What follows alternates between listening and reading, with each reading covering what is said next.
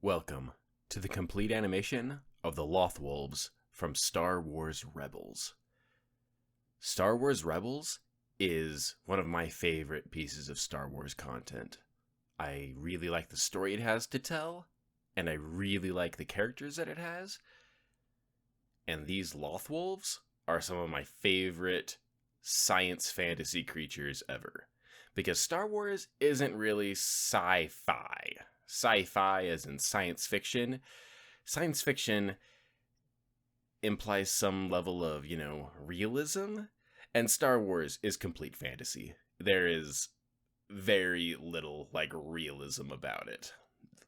Basically all of its technology is complete hogwash, would never work in real life. You see those YouTube videos of people making lightsabers in real life, and what they're really doing is making an acetylene torch that goes out long, and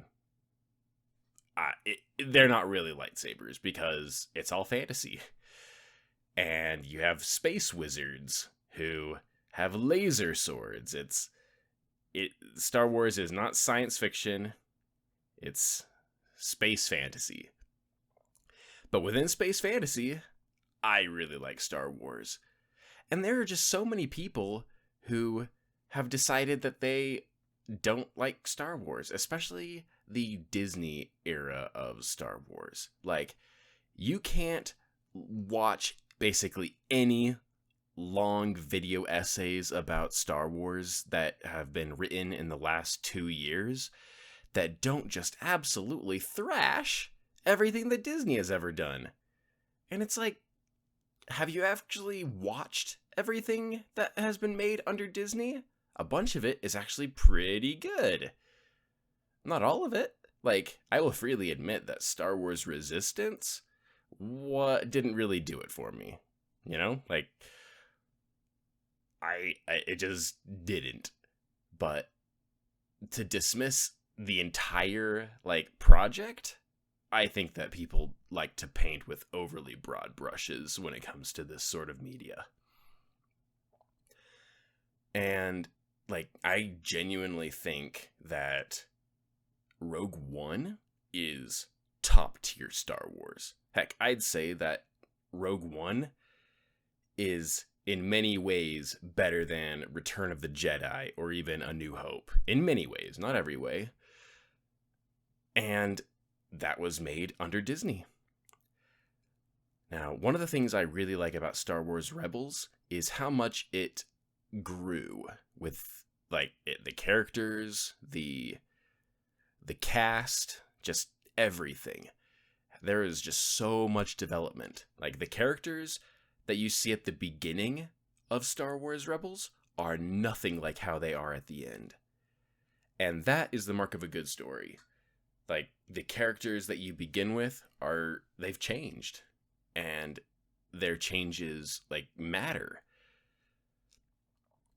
And one of the things that Star Wars Rebels does is it kind of falls into that, kiddie-ish kind of trap, where it's a bunch of the action and stuff is clearly toned down a lot to hit the ratings they need, because it's an animated show. And if it's not, an adult animation, then there are just some sort of expectations about what you can and can't show. But just like the Clone Wars before it, as the show goes on, they start to go into some deeper and deeper and heavier subject matter. Yeah, it's one of the things that I think is kind of unrealistic about series like this is you have characters going for, dozens and dozens of adventures, individual adventures that each have their own perils, and they always seem to manage to escape danger by the skin of their teeth. And it's kind of par for the course, but you have to admit, it does feel kind of weird that you can have so many episodes of danger, and so few main characters actually end up perishing. And you just kind of have to accept that. It's just how it is, even though they leave thousands of, enemy bodies in their wake. It does take a while for any main characters to actually die. And I am torn about main characters dying with like long, drawn out experiences. It's like when Kanan dies in Star Wars Rebels, like that entire sequence was so long. It was like they're getting into danger, the danger, the danger, and then they like linger on the scene where it's like, yep, he's going to die, and he's like basically sacrificing himself to let his friends survive. And that goes on for like 20 seconds. It's like when people, in real life die from danger, a bunch of the time, it is just over like that. It's like they were alive and then they were dead. Like, one of the criticisms I've heard about the RoboCop reboot movie is that the gang leader, like the criminal boss, he died just like unceremoniously in a firefight, and he took one bullet, and all you see is that after the fight, RoboCop was walking around and just noticed that he was dead. And somebody said that he thought that wasn't very good, because in the original RoboCop, the villain of that one, he had a long, drawn-out death scene that made it feel more impactful. It's like, does a death really have to do that? Can't a character just be like, they took a bullet and they heated the action and then they died? Like, can't that be just how they died? You don't have to draw it out? So that's one of the things that I don't know the correct answer. I think that there's room for both in this world. I don't think that having a quick, surprising death is necessarily the wrong way to have a character die. But let's talk about the Loth-wolves. One of the neat things about Star Wars is it is basically whatever the creators want it to be. It's an entire galaxy of different planets that all have potential for new and interesting alien designs. And one of the things that Star Wars has always done, right, even from A New Hope, is have interesting sentient aliens, because basically the sky is the limit for what kind of costume you can put a person into. And then some of the aliens, like Yoda, they go beyond what a person in a costume can be and have like really interesting proportions. But it wasn't until the prequel series that you really start to get a bunch of interesting flora and fauna with really cool non-sentient animals. Like, they had some in the original trilogy, but I feel like the prequels is when Star Wars really started to branch out and show, here is just, it's an entire galaxy of aliens, yes, but like also alien animals.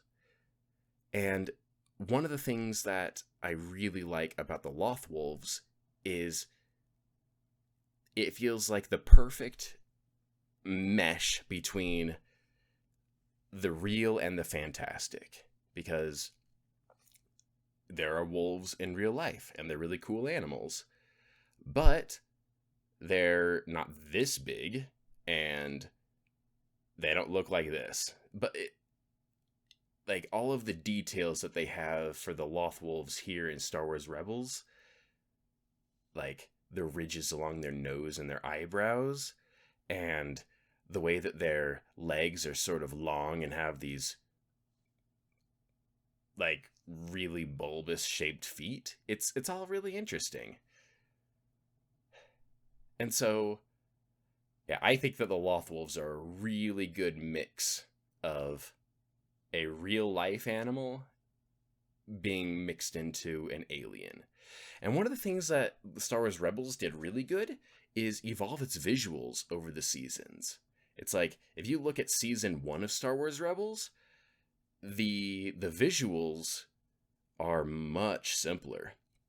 They really started to go hard on the visuals in later seasons. Like everything just looks better. The character models are slightly improved. Maybe it's not the models so much, but like the lighting is better.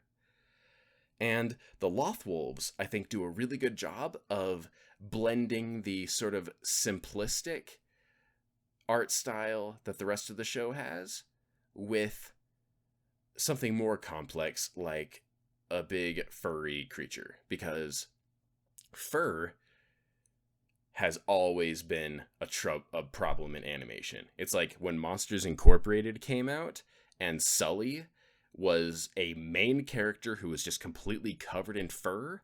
That was a quiet revolution in 3D animation, because fur presents a whole lot of troubles, especially when you're modeling each individual strand. And so what they did here in Star Wars Rebels is a really interesting mix of a pretty simple model paired with another fairly simple texture over on top of it. And I think it works really well. It gives a good impression of tons and tons of individual strands, but they're not actually there. I think it's a really good compromise that works really well with this show. And yeah, Star Wars Rebels, I think, is pretty good Star Wars. I really liked how they brought Darth Vader back. It's like every time you bring Darth Vader back in media, especially in the Disney age, it feels like it has the opportunity to whiff. Like, I try not to be overly critical of modern Star Wars media, but there was a whole lot of Darth Vader in the Kenobi show, and I think a bunch of those appearances didn't quite land, but I really liked the final appearance of Darth Vader in Kenobi. I think that having Obi-Wan and Darth Vader come together at least once before the events of A New Hope was actually a good call. I think that it was good. One of the things I like about the Loth-wolves is they're kind of ambiguous as to how intelligent they really are. It's like, clearly they're not, just regular wild animals, but at the same time, they don't really talk, and also it doesn't feel like they are really on the side of any team, really. It just so happens that their team is on that. So this bit right here, where the Loth-wolves are looking in the dark and then the lightsaber going up, that is literally my favorite visual in the entire series. And I like seeing the Loth-wolves go to town on all the stormtroopers. This is where the good compromise between how much action you're willing to showcase and how much actual violence you're allowed to get away with in this medium comes to play. It's like, yeah, one of the things that kind of weirds me out about Star Wars Rebels is just the sheer number of times that after a firefight, you see just stormtroopers like just quietly just sort of writhing on the ground. And it's like, oh, that's there to show that they're not actually dead. But not in this scene. Much of this scene, the stormtroopers, they are as still as the grave. One of the things that Star Wars Rebels does that's interesting is not just the stormtroopers, but a bunch of the officers are sort of dehumanized. And that serves two purposes. So what I mean is a bunch of the officers wear hats that are like really low over their brow, so much so that their visor completely obscures their eyes. And that serves two purposes. One, it dehumanizes them. It's like they're just another cog in the Imperial machine, and you shouldn't feel bad if and when they bite the dust, just like stormtroopers.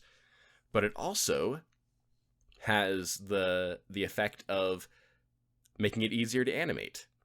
Because if you know anything about animation, getting the eyes right is one of the most important parts. And the more that you can get away with not having characters with eyes, either because they have a big helmet on or their visor is obscuring their eyes, just the more you can get away with not having eyes, the easier it is to animate.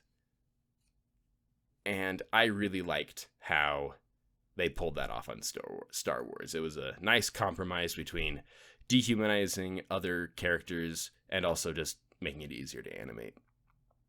I hope we see like a live action version of Loth-wolves. I think they're really cool. I'd like to see a more high fidelity version of them. Thanks for watching.